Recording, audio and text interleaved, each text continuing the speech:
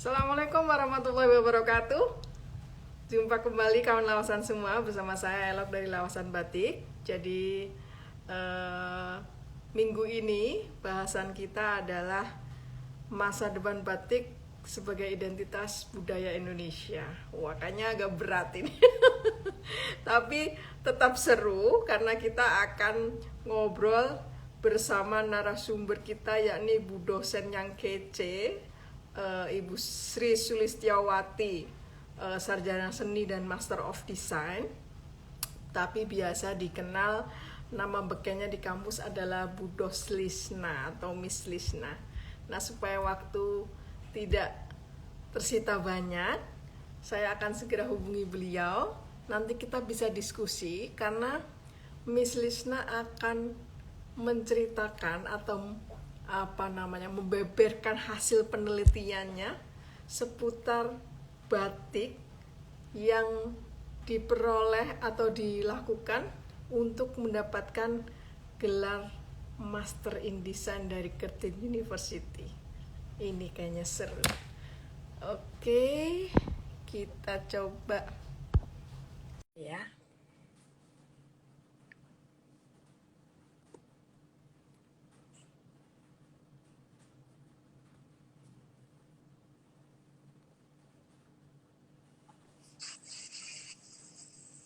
Nah, Hai Mbak, Assalamualaikum. Waalaikumsalam warahmatullahi wabarakatuh. Alhamdulillah, semoga sinyal lancar ya, karena di Jogja agak-agak hujan ini dari sore tadi. Di sini juga hujan deras Mbak, Gas. hujan deras banget Mbak di Jakarta. Oh, Di oke. saya di selatan lagi hujan, makanya mudah-mudahan kedengeran suara saya dengan baik. Sebentar, kedengeran bagus kok. Semoga sinyalnya lancar ya. Aduh, Budas Alhamdulillah. nggak capek ini jam 8 ini. Enggak. Setelah beraktivitas ke Eh, sana kemari. Hari ini nggak terlalu sibuk. Tadi lumayan, cuman urusan kesana kemari aja. Terus sekarang udah standby, duduk manis sambil nungguin Mbak Elok. Kita mau diskusi. Nggak berat kok Mbak, nggak berat. Oke, enggak berat ya. Tapi Eh, maksudnya tuh eh, apa judulnya tuh kita kayak bikin sedikit formal gitu ya. Namanya juga karena sesuai, penelitian ya. eh, Tapi ini karena menarik sesuai ya. dengan kenapa Mbak? Betul. Tapi ini memang menarik karena kan biasanya kita tahu teman-teman dari Esmod gitu ya. Oh ya, Budos ini kan salah satu dosen dari Poltek Kreatif Indonesia atau Esmod. Sekarang namanya begitu ya, Poltek Kreatif Indonesia ya. Supaya Ya, kawan-kawan juga jadi jadi ya betul. Jadi kami memang dikembangkan menjadi Politeknik Kreatif Indonesia. Dan jenjangnya jadi lebih jelas. Kalau yang selama ini mungkin dikenalnya sebagai Esmod Jakarta, itu menjadi tetap kerjasama afiliasi dengan yang ada di Prancis, gitu Mbak Elok. Nah, oke. jadi yang ada akan semakin seru untuk menjadi murid atau mahasiswa Esmod Jakarta / Politeknik Kreatif Indonesia gitu. Hai, itu kayaknya ada muridku juga. Oke, Mbak Ya, Anita. Selamat malam semuanya. selamat Ada malam semuanya. Salahuddin, Ada Mas Awal. Mbak Ini Eki. Mbak Eki ini juga jadi calon dari pengajar di dosen di Esmod Jakarta nanti. Mbak Eki. oke. Selamat malam semuanya. Nanti kita boleh nanya-nanya sama Bu Dos Lisna nih. Keren. Boleh, boleh. Ah, Mbak Lisna, aku panggilnya Mbak Lisna aja, orang Budosnya masih muda begini. Mbak Lisa boleh. Itu kan Oke, sama awal juga. Miss Lisna juga boleh ya, kesayangan ini Boleh. mahasiswa udah berdatangan, padahal udah mau setengah 9 gitu ya. Jadi teman-teman itu tadi ya, ESMA tetap ada afiliasinya, cuman namanya kemudian sekarang jadi Poltek Kreatif Indonesia dan juga sebagai co-founder Jakarta Moda Course gitu. Apa Ya mbak bedanya betul. ya? Jadi lebih spesifik ke Adi Busana gitu? Apa spesifik ke desain mode Kalau aja? kalau Jakarta Moda Coach Hmm? Ya, Kalau Jakarta Moda Course atau kita singkat JMC ya, itu memang dibuatnya dengan rekan saya, Miss Poppy. oke, Kemudian karena pada saat itu adalah masih pandemi tahun 2021 ya Mbak, jadi kami mempunyai keinginan untuk tetap mengajar fashion karena kami berdua kan memang bergerak di fashion. Jadi untuk lebih memudahkan dengan murid-murid, kita buka fashion online waktu itu. Jadi ada pelajarannya seperti fashion illustration, ada mungkin yang lebih oke, ke sewing, ke pattern, bahkan juga ada yang ke waktu itu saya sempat juga ngajar batik desain via online di situ oh, di Jakarta Muda Course. Jadi memang tantangan, tapi sekarang kan sudah mulai offline. Jadi oke. pelan-pelan Jakarta Moda Course juga kita membuat kelas-kelas yang offline gitu. Oke. Tetapi kemudian kelas online-nya itu masih tetap memungkinkan untuk teman-teman yang di luar Jakarta Oh, bisa ada. belajar. Ya, Oke. tetap itu memungkinkan karena kami juga punya pengajar yang satu base-nya di Swiss. Jadi Oke. Kak Nidu itu yang mengajar fashion illustration kebetulan emang posisinya di Swiss. Jadi mau yang belajar di Jakarta, di Indonesia atau di luar Indonesia pun pasti akan pendekatannya online dengan Kak Nidu ini. Gitu. Oke. Ya. Sip. Itu Jadi tadi sekilas Mbak tentang. Elok juga Hmm? boleh. Mbak Elok juga bisa kalau mau join. Oh gitu ya. Siap, siap, siap. Waduh. Belajar terus pokoknya ya kita ya. Nah, yang Ya, menarik tuh Miss Lisna, kita itu ya, kan biasa tahu kan ESMO Jakarta Muda. Jadi lebih spesifik kepada apa namanya mendesain baju gitu ya. Jadi lebih katakanlah sewing, cutting, lifestyle misalnya mungkin gitu ya, perkembangan mode gitu. Tapi kemudian ya, yang menarik adalah waktu itu Miss Lisna ambil penelitian masa depan batik sebagai identitas budaya Indonesia. Nah, latar belakangnya ya, kenapa kok itu bisa begitu ambil itu? ya, ya. Seru banget tuh Mbak sebenarnya. Oke, okay. Jadi saya kan mengambil S2 itu kan tahun 99 sampai dengan 2001. Oke, okay. Ya. Maaf sebelumnya, suara saya benar kan bisa didengar? Jelas, Oke, bagus. karena saya nggak bisa dengar suara saya sendiri. Iya, tahun 99 itu ke Australia, kemudian ke Kertin itu adalah di Australia Barat. Oke, Dan okay. memang sebenarnya pada saat itu Mbak, saya tuh lulusan dari desain komunikasi visual. Jadi saya dari DKV. UPH, dari UPH DKV yang memang erat hubungannya dengan gambar-gambar, dengan bentuk-bentuk, patterns gitu, Betul. warna. Jadi Lebih mendesain. ya, jadi saya sejak di kuliah di UPH, memang saya ketertarikannya itu pada warna dan patterns. Kalau saya ingat-ingat kembali ya. Nah, kebetulan dua hal ini, warna dan patterns kan yang selalu ada di dalam motif batik.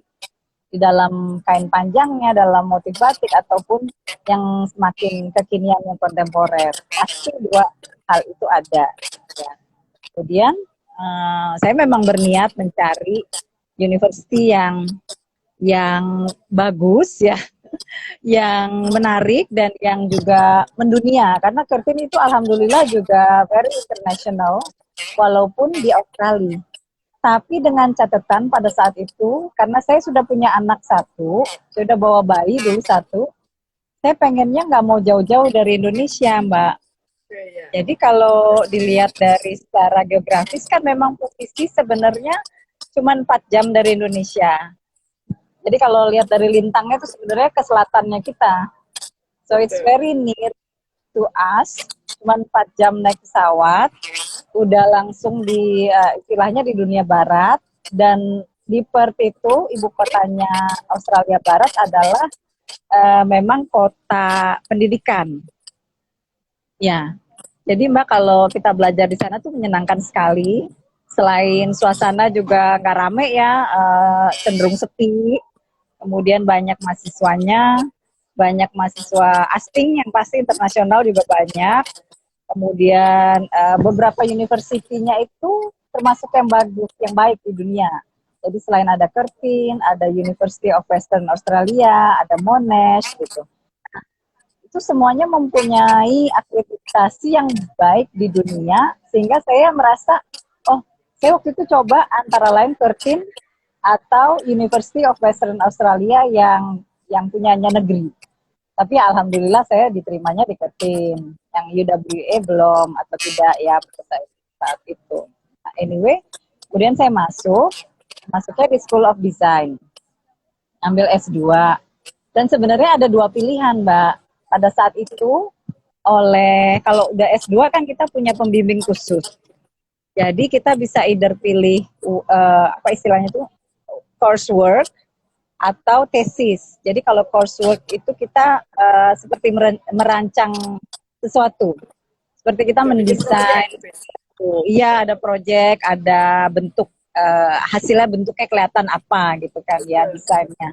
Kemudian yang kedua adalah tesis. Nah, tesis itu berupa tulisan, penelitian, rekomendasi atau apapun terhadap sesuatu yang kita teliti. Yang kita teliti itu bisa apa aja, pokoknya selama berkaitan dengan desain. Nah, desain itu kan seperti kita ketahui berhubungan dengan titik, garis, bentuk, warna, gitu. Ada prinsip-prinsip desain, ada elemen-elemen desain. Pokoknya kita main-main di situlah. Intinya background saya adalah DKV gitu kan. Nah, terus setelah bicara dan ngobrol dengan asiknya dengan pembimbing saya, akhirnya dia juga melihat betapa saya tuh sejak zaman itu tahun 99 2000 aja mempunyai ketertarikan pada batik. Karena hal pertama yang saya kasih lihat kepada beliau-beliau ini, dulu saya punya dua ya pembimbing, namanya satu Profesor Anthony Russell, kalau masih ada, ya Allah udah lama banget ya ketemu. Kemudian yang kedua adalah Stephen apa nih sebentar, Stephen A. Smith. By the way, walaupun mereka adalah senior-senior saya manggilnya tetap cuman by their name gitu ya Mbak, namanya juga orang barat gitu. Jadi kepada Profesor Anthony dan Stephen, itu alhamdulillah sekali, thank you banget wherever you are now, yang menjadi pembimbing saya. Dan yang seru adalah ngobrol asiknya itu loh Mbak, saya kasih lihat langsung, kan mereka pastinya nggak mau saya cuman bla bla bla bicara omong kosong gitu ya. Saya bawa bukti, yaitu saya juga bawa buku-buku. Waktu itu saya bawa bukti kayak buku-buku batik. Saya bilang ini adalah yang sangat Indonesia bagi saya adalah batik. Dan ini sebenarnya, bayangin Mbak, ini kan tahun 99 dan 2000 ya. Masih banyak yang bisa dikembangin di dalam batik ini sendiri. Gitu. Terus saya perlihatkan 1-2 buku tentang batik. Dan ternyata beliau-beliau ini melihat, wah ini unik sekali. Dan sesuatu yang masih bisa dikembangkan gitu. Terus mereka istilahnya bahasanya gini, ya udah teruskan penelitian kamu di dalam hal batik ini. Coba kamu lihat apa saja yang masih bisa diteliti, apakah ada rekomendasi-rekomendasi khusus untuk kedepannya batik gitu. Karena mereka itu sebenarnya juga mempunyai istilahnya kayak art atau seninya mereka di dalam budaya mereka, yaitu kayak aborigin ya, mereka punya keunikannya sendiri juga dalam hal musiknya, dalam hal paintingnya gitu. Nah, mereka membayangkan Indonesia juga sama, pasti punya traditional values-nya juga yang harus tetap dipertahankan. Nah, dipertahankannya nih at least dalam bentuk penelitian seperti ini gitu. Jadi sehingga ketika beliau-beliau ini sepakat dan menyetujui penelitian saya dalam hal rekomendasi apa sajakah in the future-nya itu bisa jangka pendek, bisa jangka panjang. Jadi 5 tahun, 10 tahun, bahkan sekarang berarti udah 21 tahun lewat dan berjalan terus. Dan ternyata alhamdulillah kalau kita lihat-lihat masih sesuai, masih dalam pakemnya, dan mungkin bahkan masih ada yang bisa digenjot gitu istilahnya. Itu loh Mbak. Belum kita itu. Iya, sebelum kita masuk ke rekomendasi ya, ke Ya, intinya nanti dari penelitian. ya. Ini kan saya melihat kayak mau ngobrol sama Miss Lisna ini kayak ada dua item yang menarik menurut saya biasanya buat kawan-kawan muda gitu ya. Pertama adalah memang tentang apa jenjang karirnya. Jadi kan ini kan kita biasanya kan kawan-kawan seni ya, kawan-kawan seni kan juga nyimak gue habis ini kemana, ngapain, terus apa yang hal-hal yang biasanya relate sama ilmu-ilmu gue, misalnya kan anak-anak muda kan biasanya Ya, gitu kalau biasanya sama temen. Nah, makanya ini malam ini nih oh, kita menarik itu. Selain kita mau ngobrolin isi dari penelitian Miss Lisna, kita juga mau apa mungkin sharing sama kawan-kawan semua jenjang atau jalannya ini loh perjalanannya yang siapa tahu menginspirasi teman-teman. Ini contohnya Bu Dos Lisna ini kayak begini gitu. Waktu itu beasiswa LPDP atau gimana? oh, Mbak Lisna ceritanya. kalau mengenai itu, kebetulan alhamdulillah saya secara pribadi. Oh, Jadi oke. tidak melalui jalur-jalur itu, saya melalui pribadi dan memang ya itu lagi tadi nggak mau jauh-jauh, maunya yang deketin aja. Ya, Oke. Jadi dari walaupun saya DKV ya. sebenarnya ya DKV pilihan pertama sebenarnya saya itu tadi University of Western Australia karena itu yang negeri. Ya.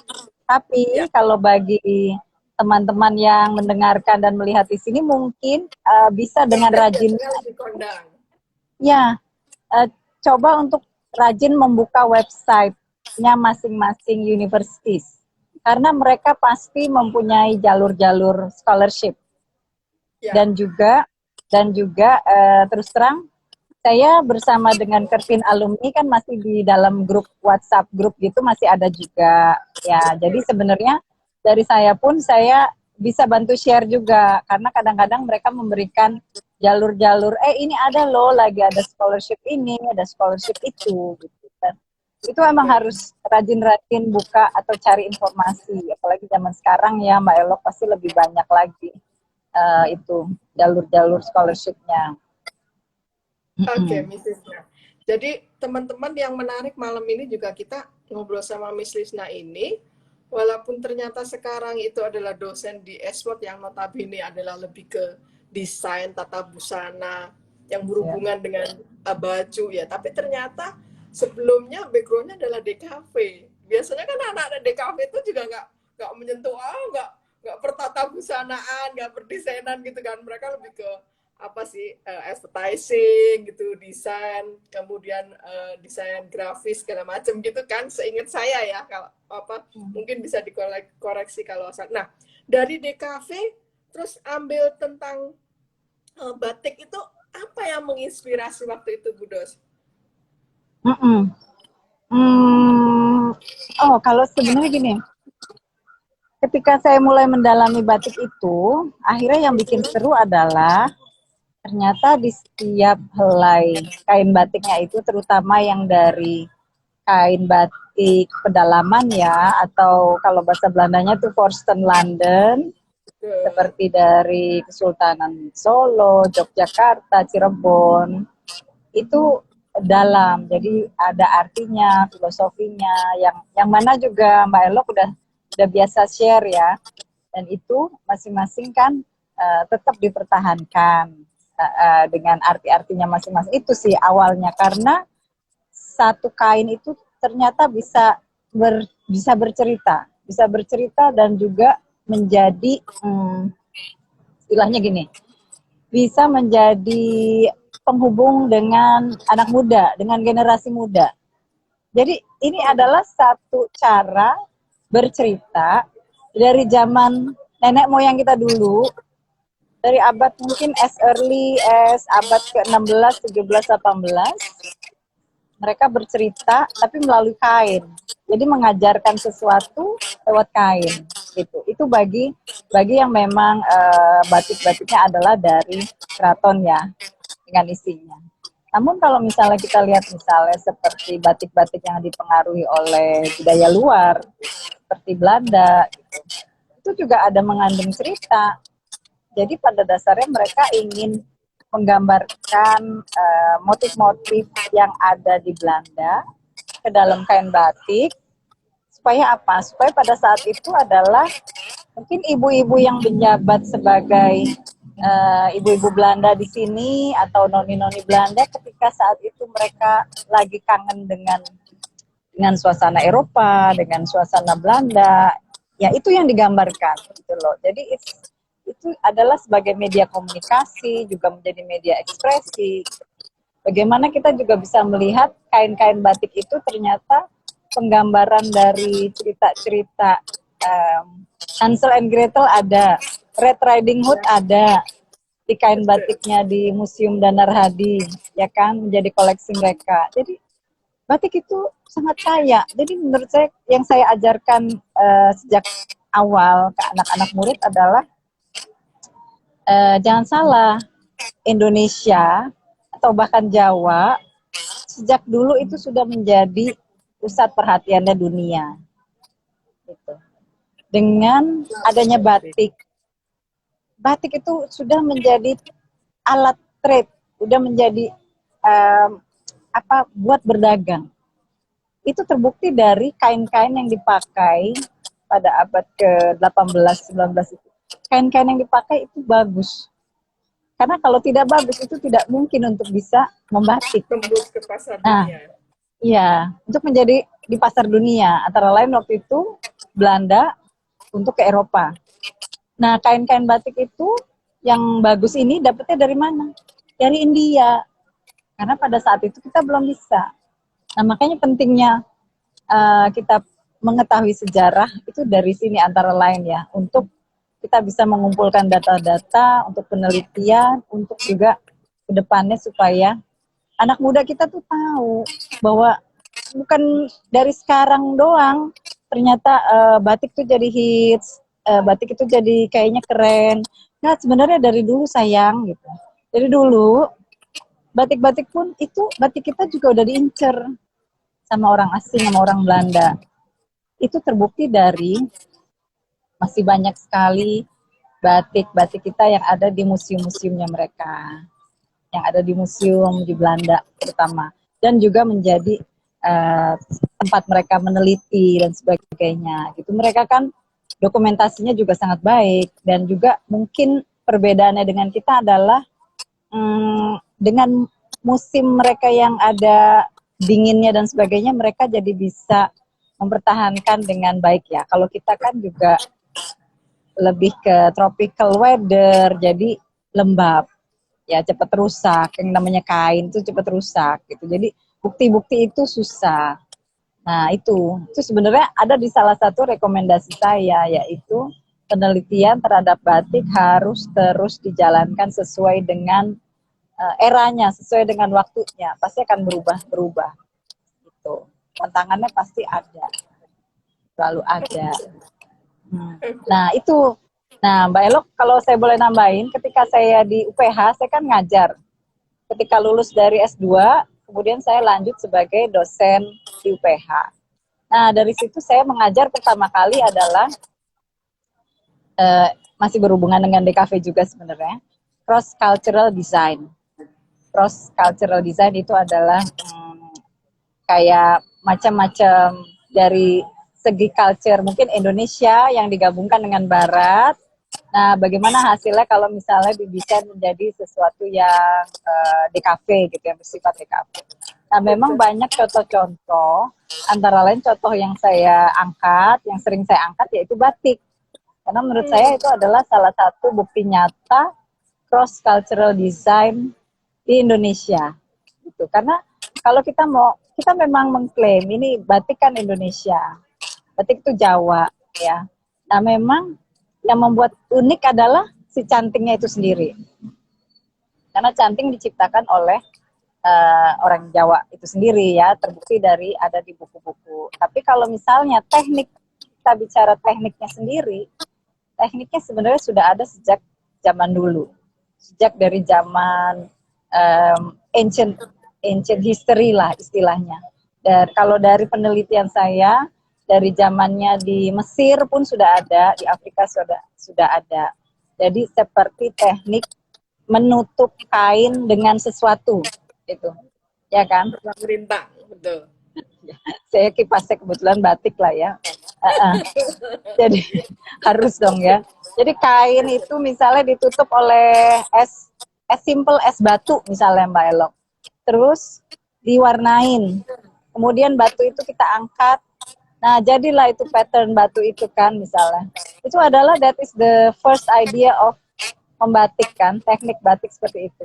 Kemudian ada juga negara lain, negara ancient lain yang mungkin menutupnya dengan hal lain. Maksudnya bukan dengan batu, tapi mungkin juga ada yang dengan beras, dengan nasi atau dengan apapun itu. Sebenarnya itu adalah idenya, ide awalnya. Kemudian dengan wax, ya, dengan wax. Nah, lama-lama juga di Jawa, dan ini penelitiannya tetap harus kita jalanin sih ya, dengan pembuatan canting itu. Jadi saya selalu merasa amazed ya, saya selalu merasa kagum dengan si penciptanya canting. Karena kalau tidak ada si penciptanya canting, kita tidak mungkin bisa membuat garis-garis yang seindah itu gitu loh. Dengan garis-garis yang kalau bahasa Inggrisnya intricate apa? Unik, bentuknya bisa ada tebel, ada tipisnya, kemudian nanti ada yang corongnya ada berapa banyak sekalian gitu.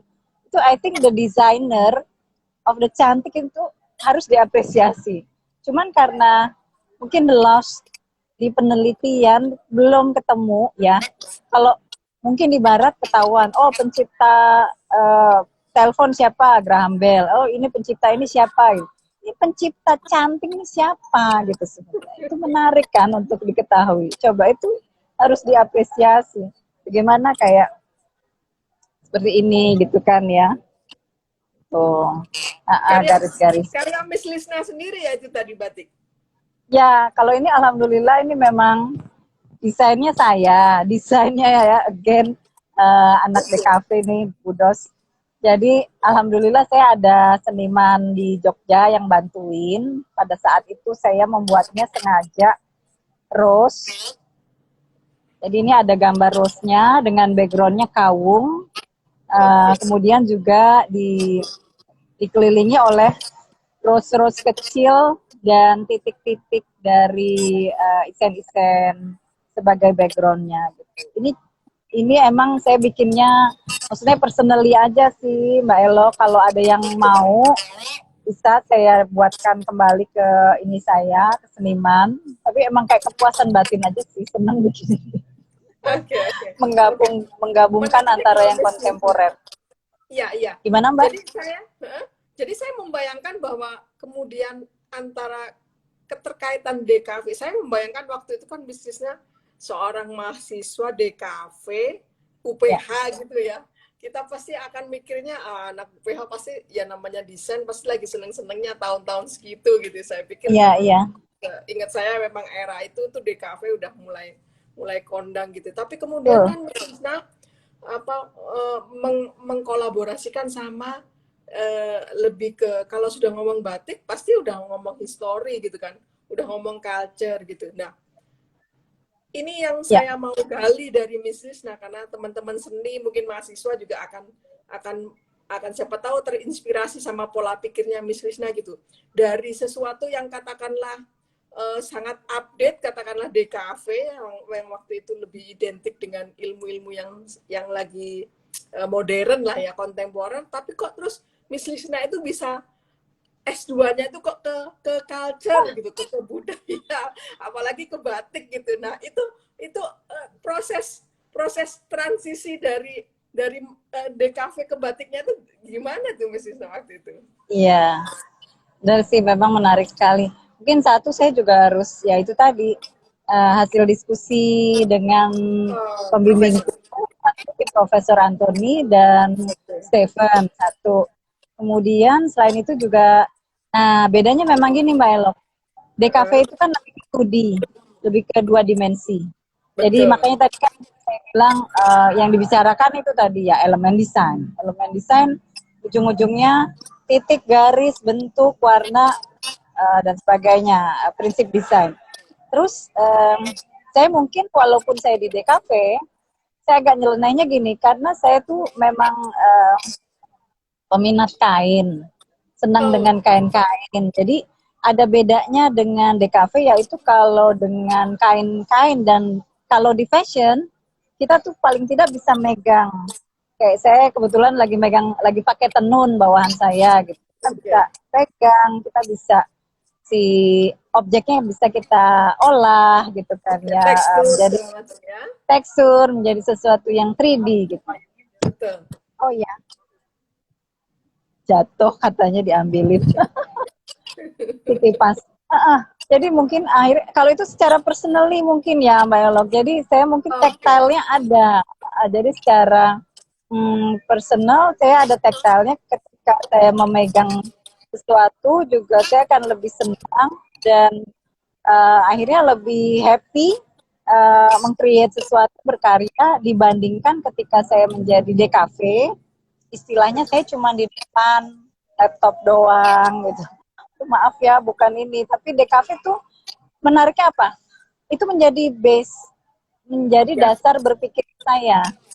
Oke. Jadi dari situ saya berpikirnya menjadi kayak terbuka gitu. Bahwa Ya. di mana, walaupun ya misalnya waktu di DKV saya belajarnya lebih kayak ke branding, image, visual identity. Jadi kayak saya Betul. dikuatkan dulu dari segi visual identity-nya. Nah, kemudian karena saya kebetulan di Australia, di Perth yang memang uh, kebaratan ya, cara berpikirnya pokoknya berdasarkan Inggris juga, di mana mereka pasti akan bertanya kepada saya nih, si para pembimbing, apa keunikan dari Indonesia, apa yang masih bisa diangkat, apa. Terus Oke. terang Mbak Elo, mereka tuh justru tertariknya ke situ. Jadi Oke. kalau untuk misalnya saya DKV terus waktu itu misalnya ide saya futuristik atau apa, belum tentu diterima sama mereka. Mereka Oke. justru tertarik dengan yang cultural kita, Mbak Elo. Oke. Gitu. Dan Nah, alhamdulillah juga sih. oke. Jadi saya tangkap. Jadi pertama adalah memang DKV lebih ke 2D, artinya kita akan menghasilkan desain-desain yang berhubungan dengan poster, yang Ya, akan menarik dan membuat membuat apa namanya pengaruh itu secara visual. Jadi kita itu ya, benar-benar depends on visualisasi ya. aja, keindahannya, story-nya segala macam. Tapi kemudian ketika Budos transisi ke desain yang sifatnya batik, berhubungan dengan wastra, berhubungan dengan kain, maka tidak hanya sekedar 2D, tapi 3D karena bisa dirasa 3D. teksturnya, kemudian Ya, ya, fabric segala macam itu bisa. Oke, oke. Nah, ya, jadi dan teman-teman smell-nya muda juga nih bisa bahkan. siap-siap. Ya, bisa bisa jadi inspirasi kawan-kawan muda bahwa jangan salah, ternyata yang suka tradisional itu ternyata justru justru membuka jalan untuk bisa penelitian Budos lebih luas dan lebih diapresiasi ketika bahkan kuliah di luar Iya, negeri gitu ya. Oke, yang tradisional itu justru karena ada identitas ya. betul, betul. Oke, Terus nah yang sekarang menariknya, ya oke, mm-mm, gimana gimana Miss Lisnas kenapa? ngomong. Kayak tadi Ah, saya cuma mau nambahin satu aja. Yang menariknya juga ketika belajar di sana, itu kan 99 dan 2000. Jadi sebenarnya belum ada Google loh, Mbak Elok. Belum ada betul. Google amat belum. Jadi kita masih patokannya kita masih pada data-data buku yang ada di perpustakaan, Kertin. Nah, yang menariknya lagi tadi saya mau bilang adalah saking mereka sudah terorganisir ya sistemnya. Jadi ketika saya mau pinjem ke kampus lain, ke University of Western Australia yang tadi saya bilang saya pengen banget ke sana masuk sebenarnya. Ternyata mereka satu sistem dan kita bisa pinjam. Nah, jadi pada saat itu saya sering banget bolak-balik, nggak ke kampus saya aja, tapi ke kampus si sebelah Lain. itu yang tadinya saya incer. Nah, dengan senang hatinya mereka meminjamkan gitu. Jadi istilahnya kepustakaan saya nggak cuma yang ada di Kertin aja, tapi juga di Western Australia. Karena kalau Western Australia memang fine artnya dan artnya juga katanya konon lebih bagus. Kalau Kertin lebih ke teknologi gitu. Ini Mbak, Betul. atau kelihatan apa enggak? Ya nggak kelihatan ya. Nanti deh Oke. di-share. Kalau Oke. Zoom. Oh, oke, oke. Gak apa-apa, nanti kita bisa share, saya kasih ke apa karuselnya gitu. Kalau Oh, oke misalnya oke, mau nanti saya buka kirim, WA. saya kirim Siap. ke Mbak ya. Iya, oke. Nah, sekarang kita ke intinya. Kan kita tahu bahwa yang menarik juga dari penelitian Budos adalah rekomendasi masa depan batik sebagai identitas budaya Indonesia. Nah, kalau boleh Hmm. tahu nih, di summary nih Budos, ketika itu apa saja rekomendasi yang ternyata apa eh, dulu sampai dengan sekarang ternyata rekomendasinya Budos ini apa Ada perubahan masih nggak ya relate gitu ya? kok ternyata masih Ya, bisa kepake gitu. Nah, apa aja tuh Bu Dos? Monggo masih silakan. masih banget, masih banget.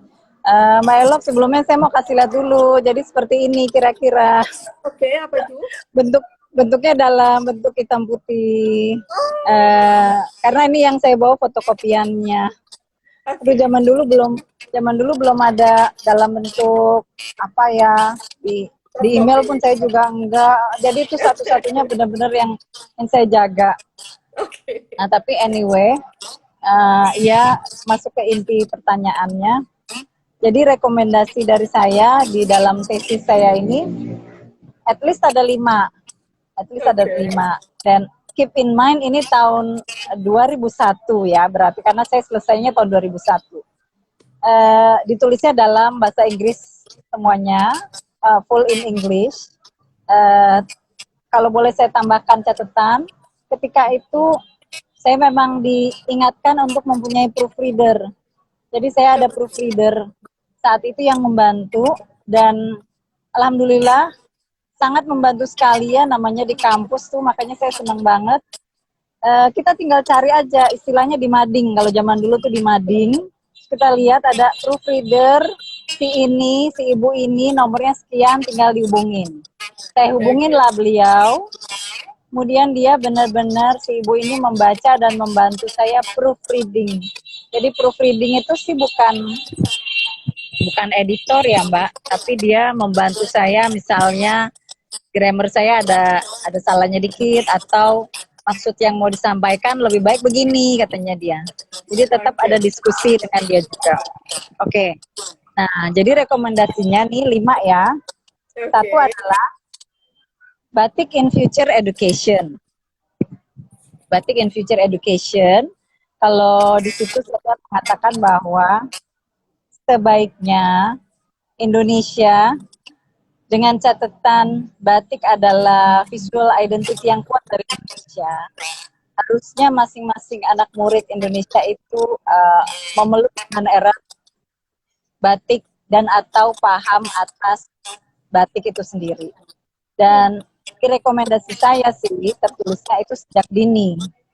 Oke. Walaupun kita mungkin SD tidak bisa, tapi at least SMP, SMA, dan kuliah itu. Oke. Kenapa? Karena ini sebenarnya visual identity kita yang kita harusnya udah paham gitu. Jadi tidak usah bertanya-tanya lagi bahwa ini apa ya, itu batik apa ya gitu. At least kita harus tahu beberapa lah paling tidak gitu. Dan paham bahwa itu adalah satu teknik, paham bahwa itu dari mana gitu. Pokoknya basic-basic, Mbak.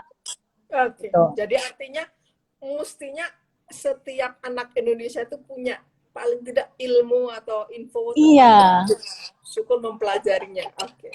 Oke, agak ini rekomendasi agak nomor muluk satu. ya, agak muluk ya. Tapi menurut saya Rasanya sih itu enggak. Oke, iya. tapi karena menurut saya itu kekuatan kita di situ. Kita di mana lagi kalau bukan di itu, ya. Jadi nanti nggak ada alasan dicuri, dicolong ini. Enggak, karena kita semua udah mengakuinya, kan harus kita Memahami, duluan. mempelajarinya. Oke. Kita duluan harus mengakuinya. Nah, itu satu. Kemudian yang kedua yang menarik juga dan yang masih sesuai dengan zaman sekarang adalah authenticity in batik design. Oke. Authenticity in batik design. Otentik maksudnya gini. Yang saya maksud adalah kita kan paham, at least batik desain itu tadi ada 2. Ada yang batik keraton, ada yang batik pesisiran, dan bahkan mungkin yang ketiga ada batik yang di luar itu, yaitu Jawa Timur, Jawa Barat, dan yang keempat mungkin kontemporer.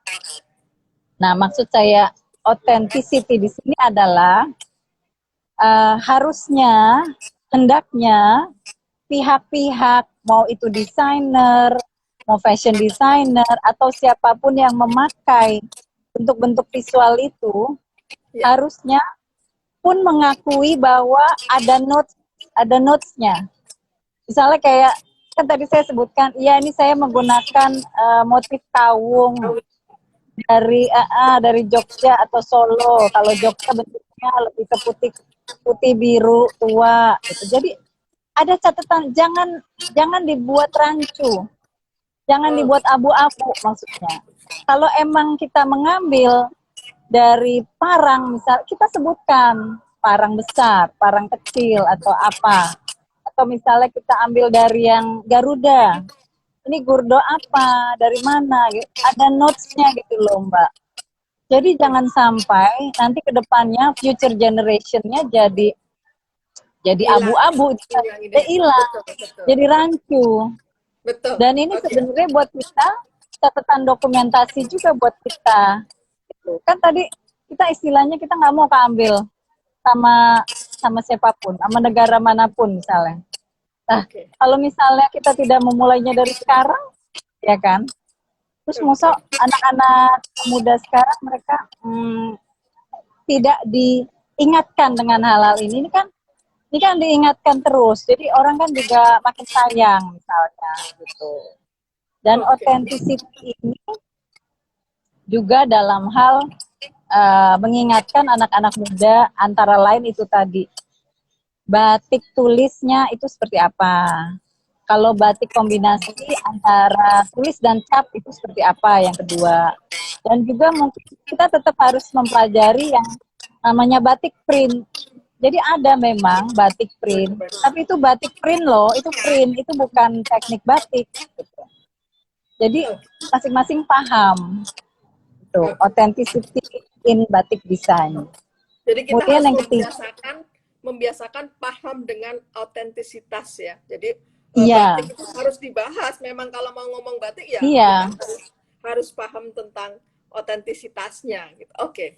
Yang ketiga? saya, ya, bentar Mbak, tadi nyambung lagi sama yang kedua. Saya sendiri suka gregetan. Misalnya begini, di Instagram.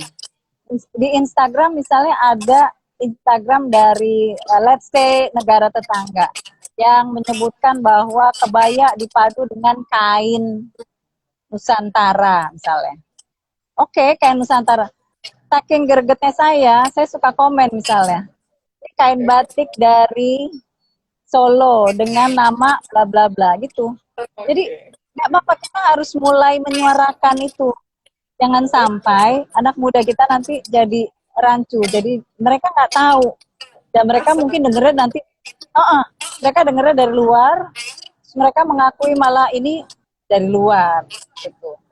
Dan terus terang memang seniman-seniman Jawa yang paling sabar ya dalam membuat batik-batik yang halus.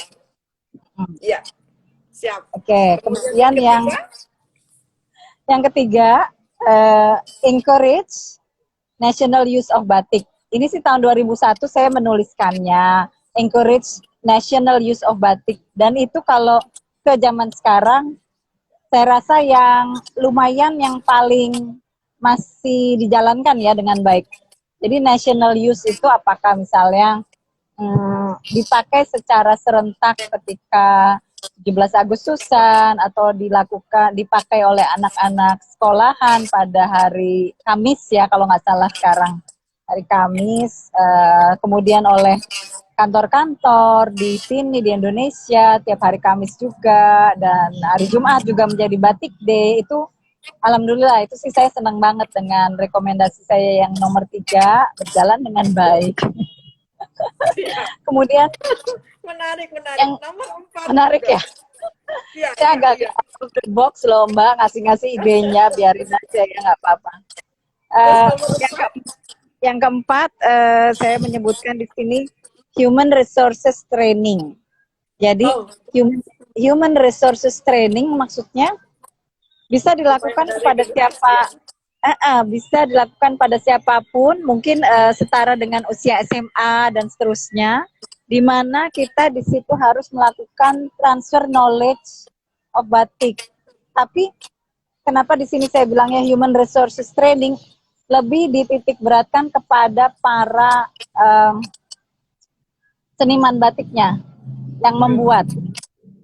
Jadi itu kan di dalam penelitian saya mulai adanya kekurangan mereka-mereka yang bergerak di bidang itu yang langsung membuat batik tulis, ya kan, yang melakukan kegiatan-kegiatan tersebut. Nah, itu harus mulai segera dilakukan. Human resources training, entah apakah dari pemerintah yang melakukannya atau organisasi-organisasi yang terkait, yang mendukung. Saya rasa dengan hal-hal yang seperti kita lakukan juga alhamdulillah Mbak Elok, semoga ini juga menjadi salah satu jalan. Iya, gitu. Tapi human resources training juga di sini saya menyebutkan sebenarnya tidak terlepas dari misalnya perusahaan-perusahaan besar. Betul. Perusahaan-perusahaan besar, Bo, yang mendukung gitu loh, yang melakukan kegiatan batik dikaryakan lebih banyak atau mungkin diberi sesuatu yang lebih menarik supaya mereka juga tertarik untuk menjadi seniman batik itu sendiri gitu. Sementara kita tahu kalau yang namanya seniman batik angkatan tua misalnya, mereka sejak tahun 70-an sampai dengan sekarang pekerjaan mereka adalah itu, ya kan? Mereka sangat setia dengan art, dengan craftnya mereka gitu. Nah, itu sesuatu yang tantangan karena saat ini mungkin banyak anak muda yang susah begitu karena banyak godaan, apakah godaan teknologi, dan akan mungkin kegiatan atau pekerjaan lain gitu.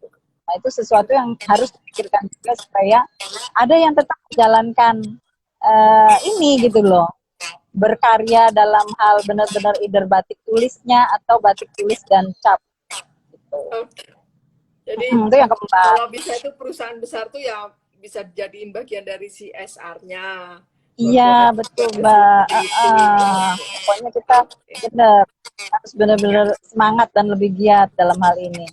Yang kelima adalah yang berhubungan dengan saya juga is batik in fashion. Jadi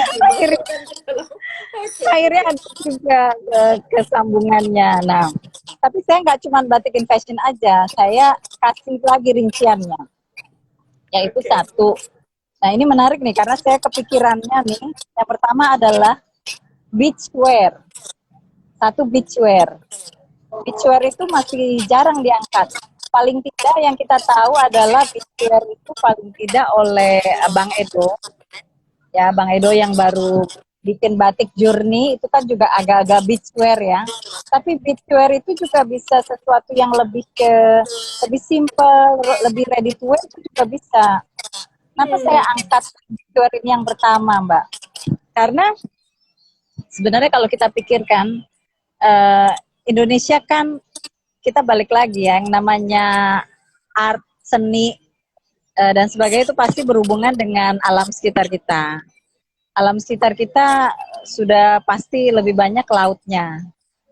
Udah 70-80% laut. Pastinya pantainya kita indah-indah dan banyak sekali. Nah, sebenarnya beachwear itu mempunyai masa depan atau market yang besar sebenarnya. Gitu. Kenapa kita tidak pernah? Beachwear itu masih jarang kalau menurut saya. Itu sih Mbak, satu ya, itu kayaknya masih ongoing menurut saya. Sorry Bu, tapi sorry Miss Lisna, aku harus putus ya. karena ini mau kena durasi 1 jam. Jadi ini saya putus dulu, nanti saya sambung lagi ya. Supaya gitu ya. Lagi seru-serunya nanti kita. Ada durasi 1 jam nggak cukup. Saya putus gitu. Dulu, nanti bersambung. Sebentar ya Miss Lisna ya. Oke, siap. Okay, thank you. Thank you.